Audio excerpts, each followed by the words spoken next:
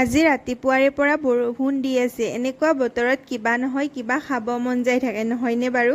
সেয়ে ভাবিলোঁ আজি পকৰীকে খাওঁ, ৰঙালাওৰ পকৰী। তাৰ বাবে মই দুটুকুৰা ৰঙালাও লৈছোঁ আৰু বাকলিখিনি ভালদৰে গুচাই ধুই পখালি লৈছোঁ।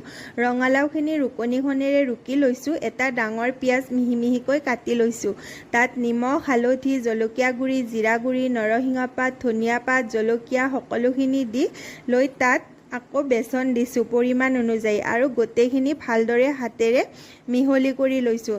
তাৰপিছত কেৰাহীটোত তেলখিনি গৰম হোৱাৰ পিছত হাতেৰে পকৰীকেইটা এটা এটাকৈ বহাই দিছোঁ আৰু গেছৰ ফ্লেমটো ল' কৰি দিছোঁ।